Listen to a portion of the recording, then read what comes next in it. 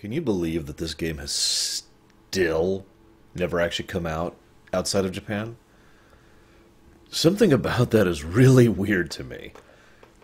Like, it took a long time for a lot of games to come out outside of Japan, but bit by bit, especially the Squaresoft, Square Enix bundles, bit by bit they did. Just, okay, here's Final Fantasy 3, and here's Final Fantasy 2, here's 5, here's the Star Ocean stuff. Inch by inch, all of these games did eventually come out, but this one has remained the exception. I did some research, and I guess I always do research, but I did research on this specific fact, and I found nothing even approaching an explanation. The best guess I have is that due to the frankly broken nature of the game, any actual re-release at this point in time outside of Japan would probably mandate someone going through and fixing it. Because this is a buggy as hell game. Now, that's funny because, if you remember, Secret of Mana, Seiken Densetsu 2, was also a very buggy game. But this one is worse because this one is buggy and hard, and a lot of the difficulty of this game comes from the bugginess of it. It also isn't very informative. There are a lot of things you have to do that nothing in the game really indicates. So let me just go ahead and say that while I do recommend playing this game, go grind and or use a game fac. You're going to need it. There are simply too many things that the game just does not tell you how it works. You can't even learn certain abilities unless you have the right stats, but which those stats aren't really intuitive, and the game doesn't even properly explain how counterspelling or counter-skilling or whatever you want to call that works, which also ramps the difficulty up significantly.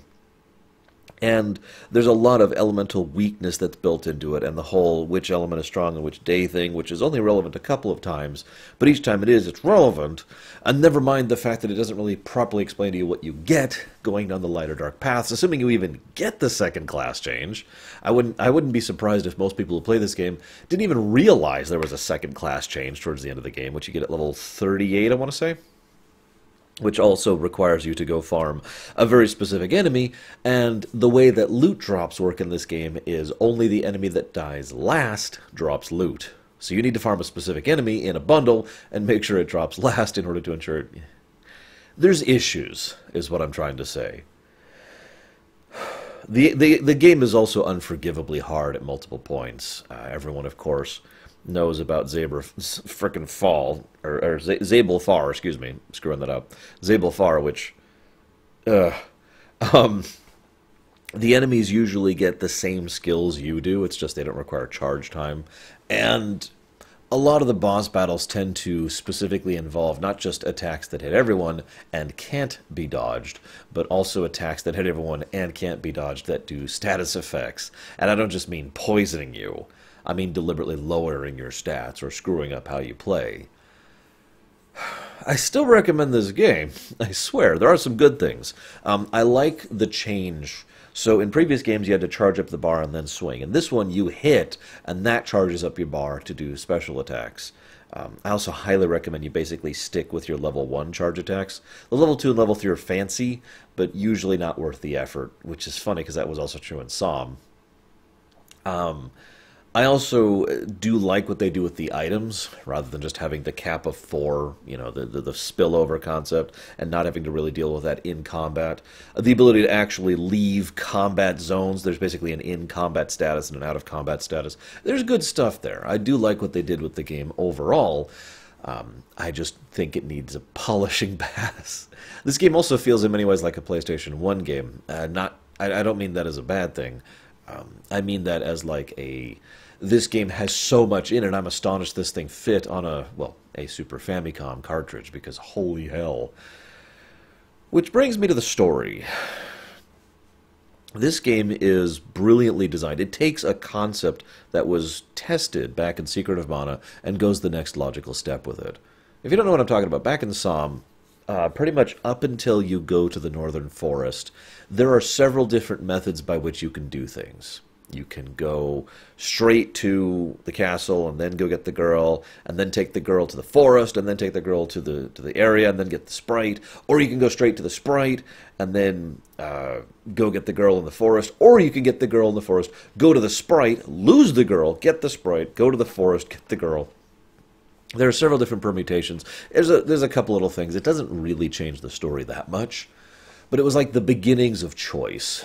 SD3 goes way overboard on that one. Well, I shouldn't say overboard, but it goes much further with the same concept. Obviously, there's the three predominant stories. The best way to describe this visually is there's like a neutral story path, and then there's the independent paths of the three. So every now and again, everyone does the same basic story element, but then there's the three branches for this section, and then they remerge to a neutral section, and then back to the three branches, etc. In that way, the overall narrative flow is maintained, even though you might be seeing fairly different events from what everyone else is. You will also generally see party members who you didn't actually recruit and encounter them periodically, as well as see hints of the other villains of the other teams and learn about events of the other nations and the wars that are happening.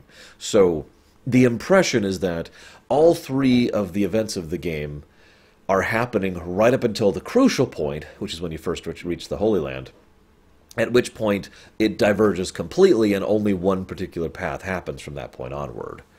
So it's a cool approach to it, and I have played this game 3 times. For this Rumination, I actually only played through once in order to save on time, because I don't have time to play a game 3 times for Rumination. But fortunately, as I said, I've played through this game before, so yay. Now would be a good time to mention continuity. The Mana series has always had a really weird approach to continuity. It feels like they're halfway Final Fantasy and halfway, everything else, in the sense that they have recurring themes, recurring elements, recurring items, recurring characters that have nothing to do with the other versions. The Ramu from FF6 has absolutely nothing to do with the Ramu from FF15, right? But at the same time, this is all the same continuity. SD3 has the period of no mana, and then mana is rediscovered, which leads to the creation of the Great Empires, and blah, blah, blah, which leads to Secret of Mana, or this is the Great Empires, depending on how you think of that. But either way, this leads to Secret of Mana, and Secret of Mana leads to SD1, Final Fantasy Adventure. There's a path there of story, and yet some of the aspects of characters and concepts don't quite linearly match up. The fact that the Dragon Emperor is actually in Legends of Mana is just kind of weird. And never mind the fact that Bigu, I have no idea how you're supposed to pronounce that, by the way, Isabella, is actually in Sword of Mana, is also just kind of, huh? And despite everything, this does not appear to be Thanatos, the masked mage, Belgar. He does not appear to be Thanatos, even though both of them have a lot of similarities, and in fact, he literally ends up as the Dark Lich. So I'm not really 100% sure which of these is canon and which is not. Even the very word Mavolia, or Mavol, or Mavolian, isn't even mentioned in any of the 3 of these games, despite the fact that it's a recurring trend in all 3 of them. So I'm not 100% sure what to say about the continuity of the series. So for this, we're basically going to be looking at this in a vacuum, with one exception. Heroes of Mana, I think it's Heroes, happens 19 years before this game, is a direct and literal prequel to this game. Several of the characters from SD3 are actually in Heroes of Mana, so those 2 are much more clearly connected than the rest of them. It has also been argued by some people that there's just such huge gaps of time in between each of the games in the series that that explains the lack of continuity. But to me, that just feels like a weird thing. It'd be like writing a story set in 2400 BC in real life, and then writing a story set in 600 AD, and then writing a story set now. Like, at that point, they're basically not contiguous. They happen to exist within the same setting, but that's about the level of continuity that exists, right? So, why bother? My opinion. One of the things I like about this game, and this will be something that'll be coming up later this month as well when we cover Seiken 3. I'm not sure off the top of my head when that's going to happen, but I know it's going to be after this one, is the idea of a political drama war story that also happens to be a JRPG. Now, unlike Seiken 3, which is predominantly the war story and happens to have JRPG elements, this is a JRPG that happens to have the war story elements. But I do like this approach to the storytelling. two of the nations that go to war in this game do so for relatively understandable reasons. They are being provoked by otherwise evil powers, but they're not. If the evil powers didn't exist, these wars would probably still happen. The Beastmen still have their significant bias and the racial hatred, the sins of the father concept going on with the humans, having been abused and looked down upon as second-class citizens for so long that their attack of the city of Wendell is basically that probably was going to happen regardless of Death Jester showing up, or the man who eats death. And Altina, they were actually losing their ability to function. They were literally facing an environmental disaster. Now, there are probably other ways to deal with that, but, other than Corrin whispering poison into her ear. But regardless, Altina's war against Forsena, I'm not sure, I don't know how to pronounce any of this stuff, against Duran's country, makes a lot of sense for the purpose of, it's basically the Final Fantasy IV thing again. We're declaring war on you, not to conquer you, but because we need something you have. And I like that in a weird way, because that's very old-style war. When countries would go to war with each other, but after the victory, the winner wouldn't just claim the other country like it would in, say, Civilization or whatever, but would instead say, okay, we won, we'll give you peace, sit down at the negotiating table, here's what we want. It's always a weird thing to me to remember that for a lot of human history, wars were fought as a negotiating tactic. But that's kind of what Altina's doing here. And again, it adds a layer of believability and complexity to the story. It's also worth noting, just as a quick aside, that SD3 is really dark. This is easily the darkest of the Mana series by a wide margin. There's a lot of death. There's a lot of slavery. There's suicide on camera, suicide. There's examinations of self. There's abuse of people of different race or creed. This is a very, very dark game. Never actually crossed any boundaries for me personally, but I just want to toss that out there. I probably should have said that earlier. I do recommend you play this game if you somehow have the availability to do so, but I digress. So back to the wars. So then we've got Nevere. Now, actually, I take that back. So we've got Beastmen. They want to go after Wendell. That makes sense. Altina, they want to go to war with Forsena. That makes sense, because in one case we have racial and cultural bias and prejudice and oppression, and then in the other case we have the desire for a valuable resource. And in Altina's case, they want the Mana Stone. Nevere's war against Rolante, on the other hand, it's a very believable excuse. They're just not exactly what you'd call in the right here. Their war is all about their desire to become a kingdom. This is something that's actually happened in real life a lot, where you've had a city-state or a military or an organization or whatever who has had a desire to become a kingdom, or indeed, some cases you've had a democracy or a republic or some other form of government that has wanted to become a hereditary monarchy. Even a constitutional monarchy several times has wanted to become a hereditary monarchy. So it's the same kind of concept. Now, again, pushed by evil lady. I'm going to not try to pronounce her name again. But it's very understandable. We must be strong, and we must claim this power, and we must become part of the nation scenes, and blah, blah, blah. And it's funny because from a purely military perspective, Rolante has them outgunned in every way, but they weren't really ready for the kind of attacks that the Nevere would lead. And what's doubly funny is the Nevere then had no idea that those attacks might have been used against themselves later on. That kind of subterfuge works, but yikes, the kind of massacres they put off as well is just a little bit ridiculous.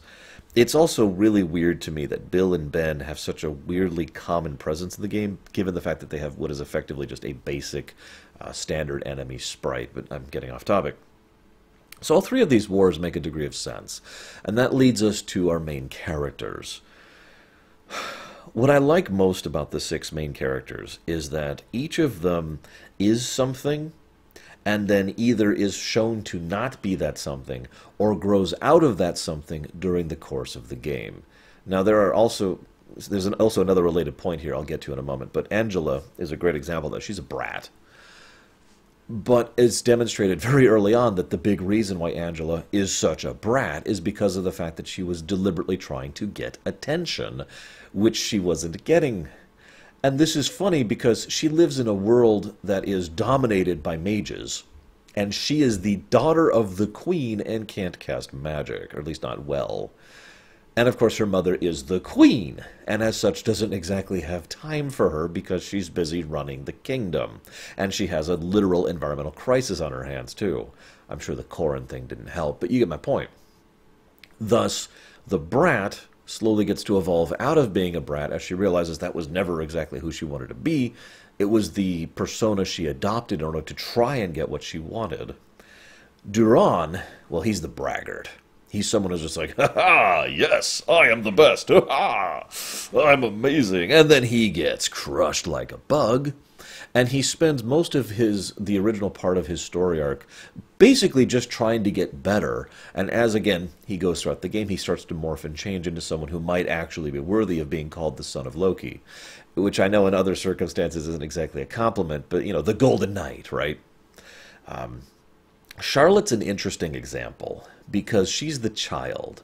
Now, she is a child because she is half-elven. She literally is aging mentally and maturing emotionally at a different rate than a human would because of her half-elven status. I like that little touch, by the way. Once again, a little layer of believability on top of the rest of the story. But Charlotte, she, as the child, she doesn't really change or evolve quite the same way the others do. Instead, what she is someone who has a particular mentality of naivete and innocence, which is effectively broken by the end of the game. Now, the game portrays this as a positive thing, that she took this, endured it, and became stronger as a consequence. But by the end of the game, regardless of her own emotional maturity, you can tell this is someone who has been through a lot of crap and is no longer quite the child she once was. Which brings me to Kevin. Kevin is interesting because he's the weakling. Now, I put that in quotes because he's the kind of person who, it was more about understanding himself than growing into a new person. He is not as physically strong as the other Beastmen, despite his own hulking out at the beginning of the game. And he is the kind of person who, his society is the kind of culture that will look at someone who is physically weaker, who is less capable of holding their own in a fight, and look at them as if they are worse. As they're literally worthless. It's part of their cultural divide. Your strength, your political affluence, your perspective within the clan, within the pack, is determined by how much you can do in a fight. But Kevin shows many times throughout the course of the game that he has a greater wisdom and ability to think beyond the ability of just this fight and this battle. Thus, I say the weakling because he was never actually weak. He was simply more cautious with his strength. That leads us to Hawkeye and Lise. Now, I mentioned them both together because both of them are probably the closest thing to your typical JRPG protagonists of the group. Lise is the stalwart, brave, strong, courageous, I'm here to help people. Basically your bog standard typical JRPG protagonist. I don't have a lot to say about her, unfortunately. And nor do I have a lot to say about Hawkeye, because Hawkeye is the Han Solo. To just say that as simply as possible, he is a thief who is a good person, the thief with a heart of gold kind of a concept. He is someone who, the way he romanticizes and portrays his people, his kin of the Navari Raiders, is as if they are a good force, that they're not just people who steal and rob and plunder, but instead that they are freedom, that they exist in a way outside of the bounds of the aristocracy and all that. It's one of the reasons he gets so weirded out when the FlameCon decides, you know what, I want to become a kingdom too. Because that's against the very philosophy of everything they've ever run for. Although both Lise and Hawkeye do share one trait, and that is they both have a lot of sincerity about how they approach it. Both character basically feels like they've already matured prior to the game, and then they have reached the point where they're at, and thus sincerely present themselves. Now I mention that because that's an interesting contrast to their villains, which is the second reason I wanted to bring up these characters. I'm going to use Bigu Bigot, I don't know, Isabella as the example here, because Isabella is someone who, despite everything, is actually quite sincere in her presentation, and easily receives the most characterization of that particular path of villainy. She is someone who serves as an excellent contrast to both Lisa and Hawkeye, because she is basically them if they had different motives, just like they would be her if she had different motive. Imagine for a moment, if you will, that she, rather than falling in love with the Dark Prince, had instead fallen in love with, let's say, King Richard. That's probably a good example. Or someone who is a more decent and noble person. Can't you just picture her basically being a party member at that point? Being a playable character? I mean, in many ways, she acts like one. Which brings me to my next comparison. So we've got Kevin and Charlotte, and they are best compared against, well, debatable, but I would say best compared against Heath. Because here's the thing. Heath, again, of his triad, receives the most characterization, and he is someone who is effectively broken, completely mind-controlled, and thus reduced to a state of simplicity. There's not a lot of characterization to evil Heath because there is no character there.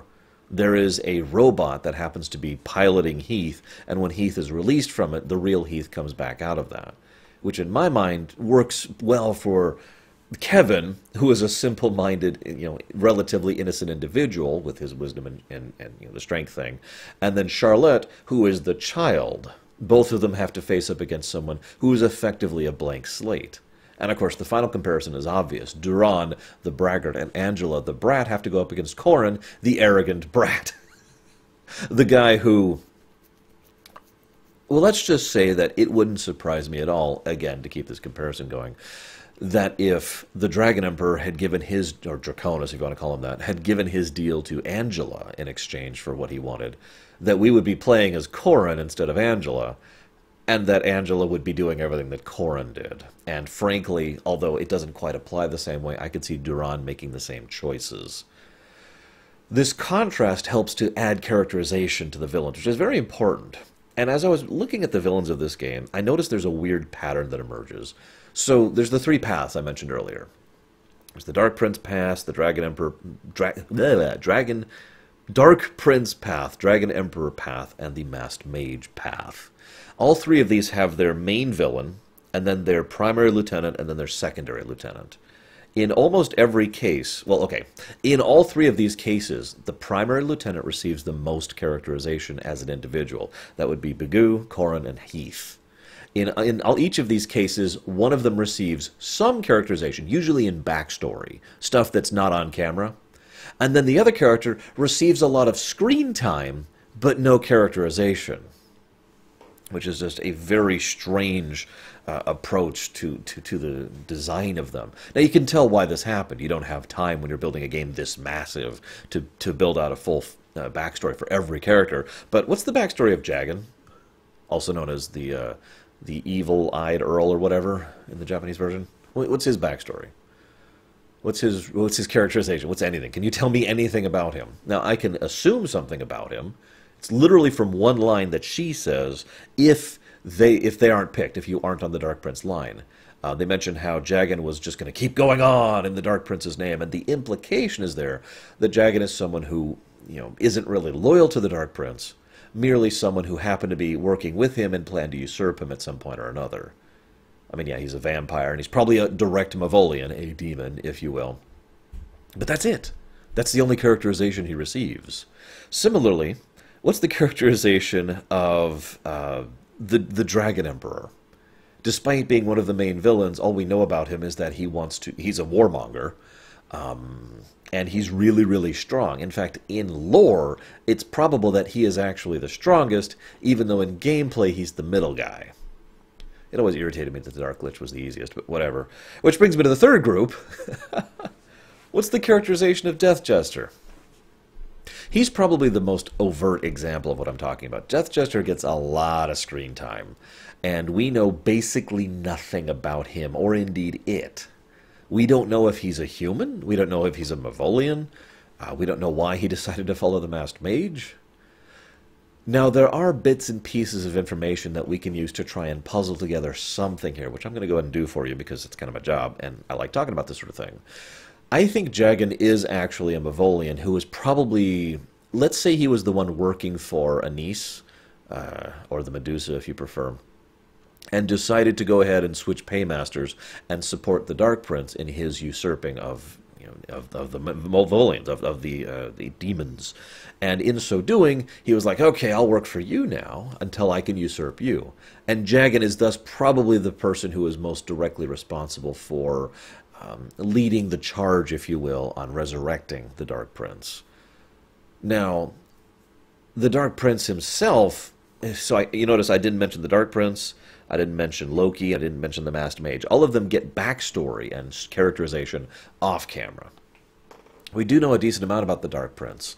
He's probably the most narratively interesting villain, even though I personally find him uninteresting, if that makes any sense. Because the Dark Prince was a human.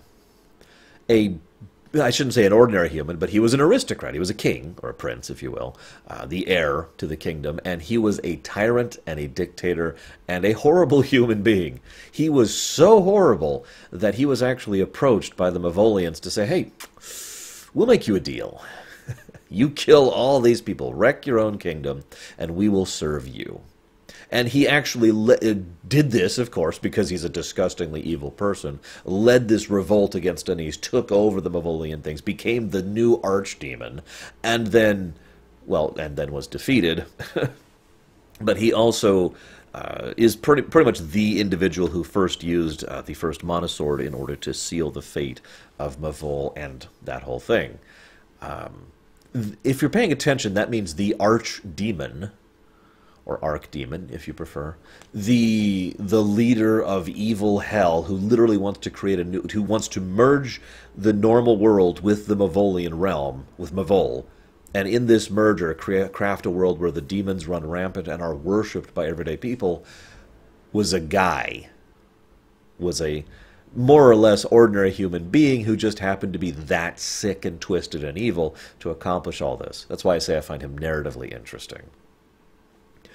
So, the Dragon Emperor, well, we can't extrapolate a lot about him. We know that based on his presentation, he's really strong. Like I said, he probably was the most overall powerful entity from an in-lore perspective of the Triad.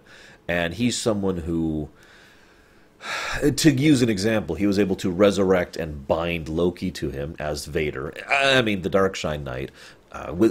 Even despite having basically been on the verge of death, he also, in a weakened state, was able to enlighten Corrin.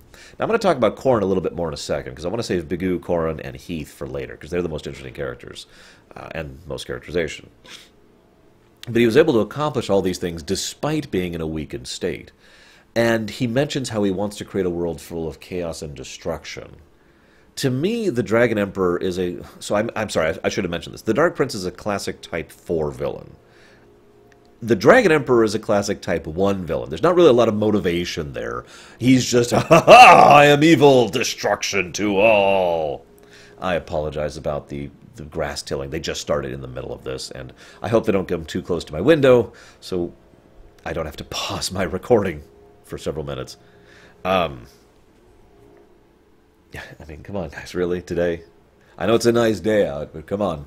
Then we have the Masked Mage, or the Dark Lich, if you will. Now, he is interesting because he, despite being relatively well fleshed out in his backstory, and even being present in a previous game, he's actually in Heroes of Mana as Belgar, has almost no screen time at all. We learn a decent amount about him. And thus he is a very classic Type 2 villain, because he was a priest of darkness. Now, I do have to pause for a moment and remind you guys that in the Mana setting, darkness isn't evil. It's not even close to evil, it's just darkness. Darkness and light are both just different representations of elemental power. So, he was literally the Oracle of Darkness, someone who was just part of his own priesthood, along with the Priest of Light, his brother, I think. Pretty sure it was his brother. And it doesn't actually matter. The brotherly connection doesn't matter. The point being, he was a good guy. He was trying to help people. He tried to save this girl. He failed. She died. Now, what's interesting is he was desperate to save her and decided to start using dark magic to help saving her. That failed, so he decided to start using forbidden magic. Now, the translations, of course, are going to have issues with this, but it's pretty clear based on context that what this means is that he didn't actually descend into using dark magic, and that corrupted him. He started descending into forbidden magic, and that corrupted him. However, I have my own fan theory of that, if you'll forgive me for sharing. Why does the Death Jester follow Masked Mage? Why does the Death Jester help in any of this crap? He doesn't seem to have any motive other than making things worse and corrupting people. Well, funnily enough, if you think about it from the perspective of Death Jester being the one behind the Masked Mage, things kind of make a little bit more sense. To me, the driven but serious and compassionate man can fall to darkness.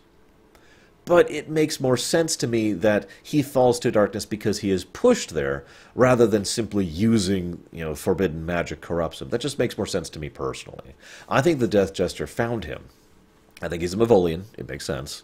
It would also explain why he's might be considered present later as a, the Gourmand or whatever. Anyways, I think he found the Masked Mage, and he saw that level of despair in his soul, and saw that level of pain, and was like, ooh, we could have some fun with this one. And he started helping him and teaching him some of the more unpleasant arts of magic, and basically just kind of wormed his way in there, turning the Masked Mage into what would eventually become the man who believes that all life must die. Yay.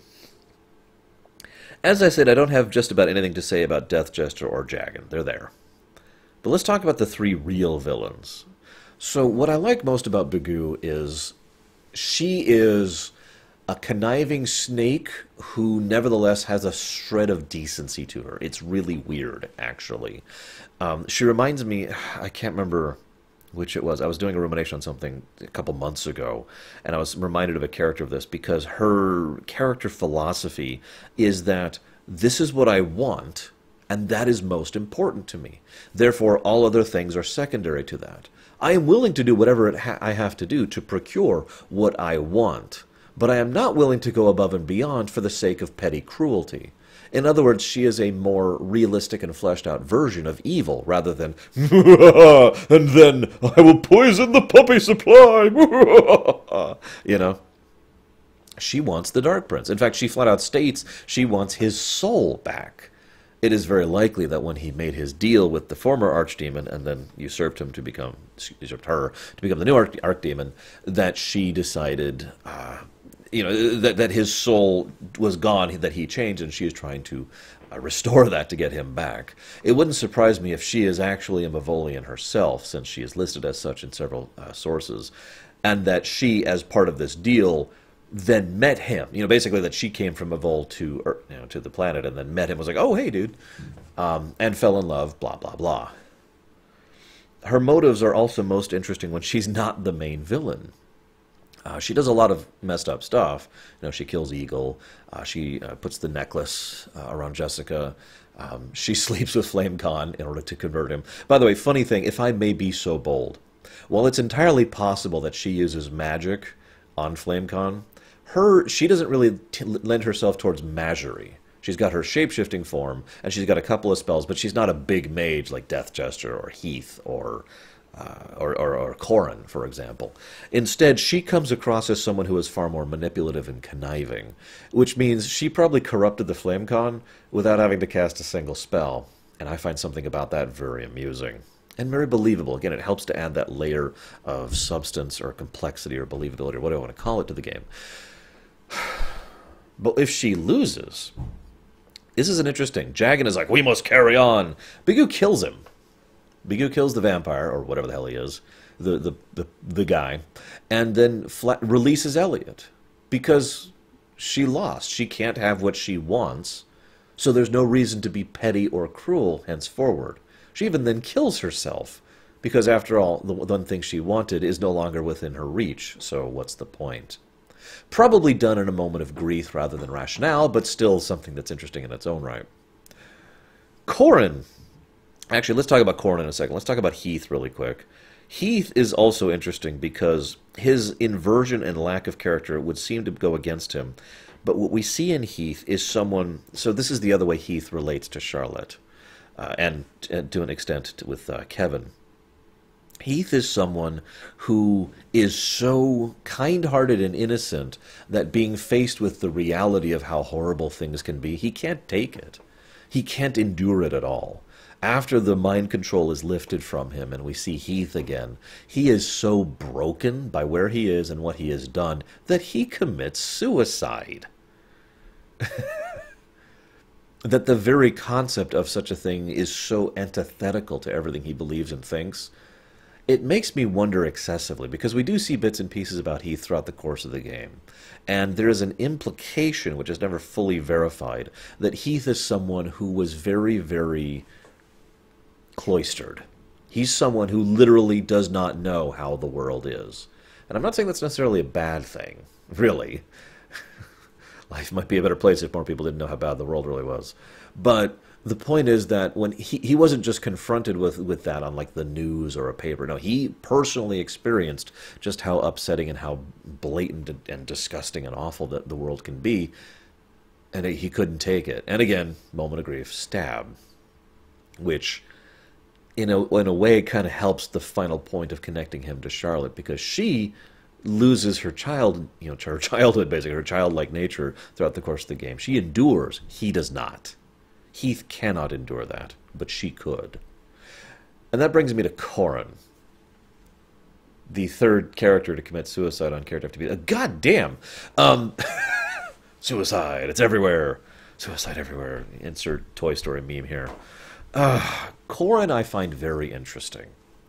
See, there's a little bit of theory crafting I've done about Corin. I also have to admit I kind of attached to Corin as a character because when SD3 was first being worked on, a friend of mine, a very good friend of mine, Jonathan, he very much identified with Corin and his relatability and his character, and so he kind of, this is early days of the internet, obviously. He kind of took on the persona of Corin in his internet in dealings on AOL and whatnot. And I thought that was kind of cool, and so I kind of got more into the character than I otherwise would because of his connection to it. Corin is someone who is, I think, extremely relatable of all of the villains we see, because Corin, it's not like he has this one thing that he cares about, and it's not like he is completely innocent, like both Bagoo and Heath, respectively. Instead, he is someone who is a nobody. No, not like Kingdom Hearts. I mean, he's just a guy. And he's actually worse than just a guy. He's a pathetic guy. His own teachers get frustrated with him, and he is looked down upon in a society that frowns upon the two things he is not. He is male, as opposed to female, and he is a mundane instead of a mage, in a kingdom ruled by female mages. And he is scorned and bullied and put down into a very dark place emotionally and socially. And of the motives of the three characterized villains, I think that one is the most understandable. The desire to be... It doesn't even have to be, like, over the top. It doesn't have to be villainous. It doesn't... I'm sure most of you could understand what it's like to want to be better at whatever. At video games, at sports, at work, with your friends, with your loved ones, with your family. Better looking or more financially successful or whatever. Better, right? I'm sure most of you could understand that desire, and that how that desire can get worse the more it is restricted from you, the more you fail at obtaining it. Corin is someone who, by all accounts, really threw himself into his studies and failed miserably. Now, this is when we get into a little bit of theory crafting, because one thing that's never quite sat well with me is the Dragon Emperor is just so mega powerful that he can just imbue Corin with mega super magic. He is by far the most powerful mage in the game. He casts a ludicrous number of spells, and he has tremendous mastery over all of them. In fact, he can cast from almost all of the 8 elements. That's impressive as hell, and you can't tell me that just comes from the Dragon Emperor. I know, super strong, blah, blah, blah, but still, never quite sat well with me. But then I was reminded of something. Angela also didn't really know magic and was basically incompetent until a moment of severe emotional and personal distress was put upon her. And in in that moment of crisis, her magic basically erupted, and she could suddenly cast spells. And then, as she goes throughout the rest of the game, that magic is honed and empowered, especially as she encounters the Mana Stones, and she becomes one of the strongest mages in the setting. Also as virtue by being one of the main characters. But you get my point. I think Corrin was the same way. I think if Corrin had kept at it, he would have eventually hit that crisis point and unlocked whatever Majory was unlocked with him. That he had the potential to be the Red Lotus Wizard, regardless of the Dragon Emperor. However, in his despair, the Dragon Emperor was able to manipulate him and say, tell you what, give me a piece of your soul. Just a little piece. And in exchange, I will grant you this great power. This makes this more tragic then, because that means that Corrin didn't need to make this deal to accomplish what he wanted. Instead, he could have, obviously he didn't know this, but he could have just kept going on. So he gives up a piece of his soul. Now, I've heard some people question why he gave up his soul. To me, it makes perfect sense. Based on the way souls are presented within the setting as a whole, and the game in particular, souls are kind of who you really are at your core. Removing a piece of who you are leaves you more of a caricature of yourself, and also more susceptible to external manipulation. It could be argued that Death Gesture was kind of, shall we say, snacking on Heath during the course of his corruption of him as well, given that he not only displays the ability to do that, but it would help to explain how he was able to keep him under control. That also leads to some unfortunate implications that Heath at the end was actually missing part of his soul, but moving on. The Corrin we know throughout the course of the game is a cruel, arrogant bastard. But it's pretty clear that almost all of that is because of the fact that he is being twisted from whatever he really is into this shape by the Dragon Emperor. When we see the real Corrin, we hear about him in dialogue in the backstory, and when we finally defeat him, what we see is a humble individual who is also quite kind. Basically twisted and distorted into this new shape. And that also fits with what the Dragon Emperor does in general. Remember, he literally took a corpse of his greatest enemy and twisted and warped it into a new shape to serve him. This is the closest thing we have to some kind of motivation or characterization for the Dragon Emperor, I might add. The desire to let's call it warp and distort and corrupt, physically and literally corrupt everything around him into something that will be more horrible. Because he's evil. Puppies. Seriously, though. I mean that with sincerity. Because he does it with the body of the Darkshine Knight, Loki, and he does it with the soul of Corrin. Now, I also have to admit that I love Corrin's final speech. You know, look, there's just a little piece. How could I say no? And look what's become of me without that one little piece. And then he kills himself. Once again, wouldn't surprise me at all if the Dragon Emperor had reached out to Angela instead, and Angela had taken that deal, and, well, yeah. So, I don't actually have a lot to say about the plot of the game. It's well constructed, you know, that whole thing that I was just describing earlier. But I feel a lot of the emphasis, like I said, they set up the war plots, and then they basically ignore them for the rest of the game. This game is all about the characters, which is why I've been talking about the characters for the last however long this recording has been going on for. I do want to mention one thing about the plot that I find amusing. So you have to go fight the God Beasts, or the Mana Beasts, or the Benevolons, or whatever you want to call them. All three are valid terminologies. And each one of them is a representative of one of the 8 elements of Mana. The last one you have to fight being Mr. Dark. Zabelfar. Or Zabelfair? I don't know. The point, though, being, they come across, they mention in the backstory how they're these wonderfully destructive beasts and rampaged out of control until they were brought back under control by the monster, blah, blah, blah. And yet when we see them in other games, they are benevolent and in fact are trying to help maintain the balance of the world, which makes me think maybe we're having an FF7 kind of thing here. You remember the weapons in FF7? Emerald weapon, ruby weapon, diamond weapon, sapphire, Ultima, and I think that's it. You know, all the weapons. I feel like it's the same thing. They aren't actually innately evil. They're not even innately destructive. They just happen to be literal forces of nature that are here to keep things in balance. It wouldn't surprise me if the reason they were raging once upon a time was because things were out of balance. This would keep in with the general theme of Mana series in general, the balance between people and nature, as well as with the conclusion of Secret of Mana, with the Mana Beast being the final boss, spoiler alert, because of the fact that things are in balance, and now the Mana Beast is going to try and destroy everything again, and we have to stop him. I get the same general impression of the way they present it here. But I also have to admit that I can't stand those fights from a gameplay perspective. I mean, if the game was better designed, I would probably like them better. But you can fight them in basically any order, the first 7. And each one you fight makes the other ones level up. And then so, as you fight them, they get worse and worse and worse and worse. And then, of course, Dark is going to be the last one you fight. And that's usually directly tied into going to the second to last dungeon, which actually isn't the last dungeon. But everything about it feels like the last dungeon. Yeah. It makes... The other reason I wanted to comment on this, though, is at the end of the game, Mana basically vanishes from the world temporarily. No explanation is properly given for that. The way Mana is usually approached in the series is that mana is something that is an aspect of life, right? It's not something you can just remove, otherwise the world literally wouldn't work the same way. But if mana really is that kind of a thing, how can it be absent for thousands of years, or however long it actually is, between this game and Secret of Mana? To me, because I like to think about this sort of thing, it makes more sense that rather than mana being removed from the world, it is, shall we say, subsumed. The idea here is that mana is kind of like the Force. It's no midichlorians. It's infused within everyone, right? It is a part of every living thing, and the interactions between these living things help to craft and design it.